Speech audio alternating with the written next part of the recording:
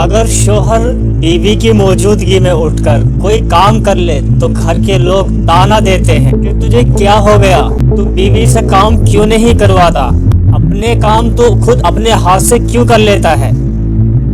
اور پھر اس کے بعد بہو کے اوپر، بیوی کے اوپر ایسی آفت مصیبت ٹوٹ کر کے آتی ہے کہ پنچایتیں، کورٹ کچہری، ساری دنیا بھر کی آفتیں بیوی کے اوپر پہاڑ بن کر ٹوٹ پڑتی، اور وہ آفت آتی ہے کہ جس کا ہم تصور نہیں کر سکتے۔ یہ ایک شریعت کا فیصلہ ہے کہ عورت اپنے خاوند کی خدمت کرے، بہت فضیلتیں اس کی شریعت کے اندر ہے۔ خاوند کی خدمت کے اندر بہت زیادہ مقام، بہت زیادہ مرتبے شریعت کے اندر بیان کیے گئے ہیں، اس کا ذکر بھی میں کروں گا۔ بڑی ذات وہ ہے کہ جب اللہ تبارک و تعالیٰ ان کی تعریف کرنے پر آتا ہے تو کبھی مزمل کا لقب دیتا ہے، کبھی مدثر کا لقب دیتا ہے، کبھی یاسین کا لقب دیتا ہے۔ کس سے نام سے اللہ تعالیٰ نے پکارا ہے؟ آپ کتنے بڑے وکیل ہیں، کتنے بڑے منتری ہیں، آپ اللہ کے نبی صلی اللہ علیہ وسلم سے بڑے نہیں ہو سکتے۔ اتنے بڑے نبی پیغمبر ہونے کے بعد میں اگر کبھی خیال آتا ہے کہ کہیں میرا رب، میرا مالک اللہ تبارک و تعالیٰ مجھ سے ناراض تو نہیں ہو گیا، اللہ تبارک و تعالیٰ وَالضُّحَىٰ وَاللَّيْلِ إِذَا سَجَىٰ مَا وَدَّعَكَ رَبُّكَ وَمَا قَلَىٰ، کہ نہیں، ہرگز نہیں، اے نبی تمہارا مالک، تمہارا رب تم سے ناراض نہیں ہوا ہے۔ اے میرے حبیب، تیرے آقا نے، تیرے مالک نے، تیرے رب نے کبھی تجھ کو چھوڑا نہیں ہے۔ اتنا بڑا مقام، اتنا بڑا مرتبہ ہونے کے بعد اس رسول کی عادت کو دیکھیے، اس رسول کی خصلت کو دیکھیے کہ امہات المؤمنین حضرت عائشہ صدیقہ رضی اللہ عنہا، یہ دوسری امہات المؤمنین، اگر گھر کے اندر بیمار پڑتی ہیں، انہیں کوئی عذر ہوتا ہے،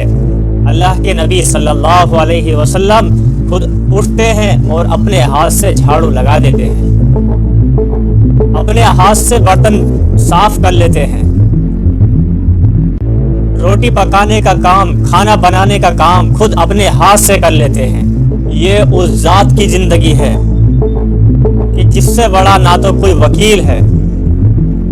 کہ اس سے بڑا نہ تو کوئی انجینئر ہوا، نہ کوئی اس سے بڑا ڈاکٹر ہوا، نہ کوئی اس سے بڑا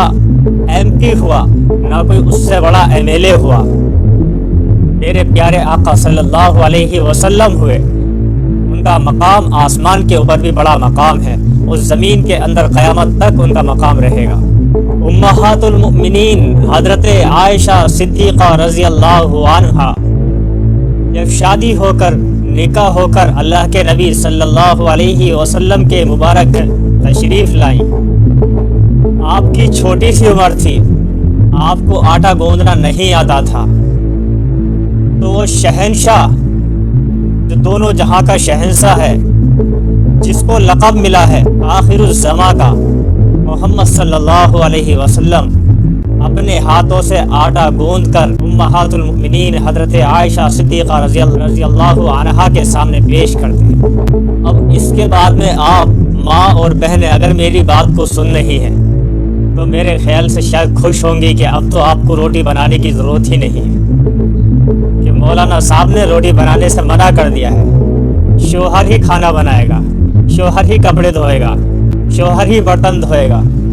گھر کے اندر جھاڑو بھی شوہر ہی لگا لے گا، آپ کو تو بس اب بستر پر سونا ہے تکیہ لگا کر۔ الرجال قوامون علی النساء، آدمی کو حاکم بنایا ہے عورت پر، آدمی غالب رہے گا عورت پر، قرآن کریم کی آیت کا ترجمہ ہے۔ عورت اگر آدمی کی خدمت کرتی ہے، بیوی اپنے شوہر کی خدمت کرتی ہے، اس کے شوہر پر اس کا کوئی احسان نہیں، بلکہ یہ اپنے مقام کو بڑھا رہی ہے۔ شوہر کی خدمت جتنی کرے گی اتنا مقام اللہ تبارک و تعالیٰ کے دربار کے اندر اس کا بڑھ جائے گا۔ اور یہ بھی حدیث آپ کو یاد ہونی چاہیے کہ اگر شوہر بیوی ناراض ہو کر نا اتفاقی میں اگر بستر الگ الگ دونوں کا ہو جائے تو اللہ تبارک و تعالیٰ کی لعنت ہوتی ہے ایسی عورت پر۔ الرجال قوامون علی النساء، آدمی کو حاکم بنایا ہے، عورت کو محکوم بنایا ہے۔ آدمی نے اگر آٹا گوندھ دیا، اگر روٹی بنا دی، وہ صرف اس نے ایک آپ کے کام کے اندر ہاتھ بٹایا ہے، اس کی ذمہ داری نہیں ہے، اس پر فرض نہیں ہے۔ گھر کے کام عورت کے کام ہوتے ہیں۔ گھر کے اندر برتنوں کو سنبھالنا، کھانا بنانا، گھر کے اندر کپڑے دھونا، گھر کے اندر صفائی کرنا، یہ عورت کی ذمہ داری ہے۔ آدمی کا کام، مرد کا کام گھر سے باہر کی دنیا کو دیکھنا ہے، روزگار کی تلاش کرنی ہے، بچوں کو پالنا ہے اور ان کے لیے روزی روٹی کی تلاش کرنی ہے، جد و جہد کرنی ہے۔